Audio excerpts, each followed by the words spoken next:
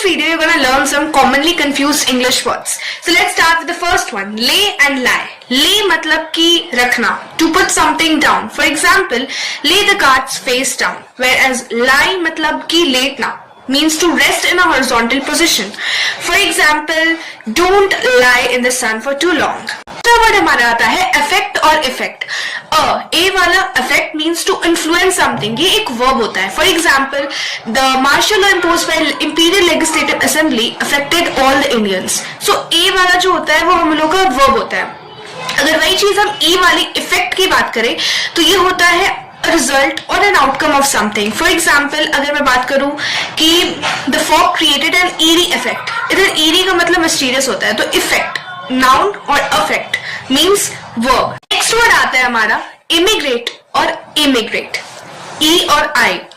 E का मतलब होता है to leave a country permanently to settle down in another country. Means कि exit की बात हो रही है इसमें. E exit आप याद कर सकते हो ऐसे.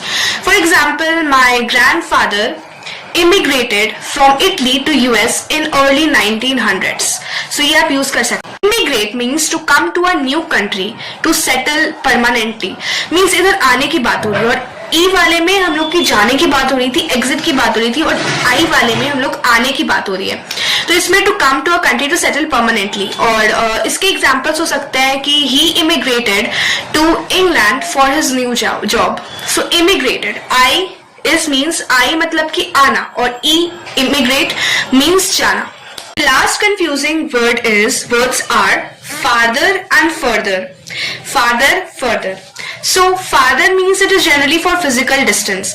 Means कि for example the airport is farther than trains. Can say here कि जो farther है वो physical distance के लिए, लेकिन वही further हमारा abstract distance के लिए. अब abstract distance क्या होता है? Means extent या फिर degree, या फिर आप एक और verb इसमें means verb आप synonyms use कर सकते हैं. For example, advance से तो promote.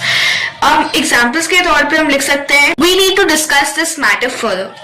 So इस चीज में हम लोग का extent डिग्री अलग चीज की हो रही है और इस फादर में हमारा फिजिकल डिस्टेंस होता है, whereas इसमें हमारा एब्स्ट्रैक्ट डिस्टेंस होता है. फादर ए वाला और फर्दर. समझ में आ रहा है?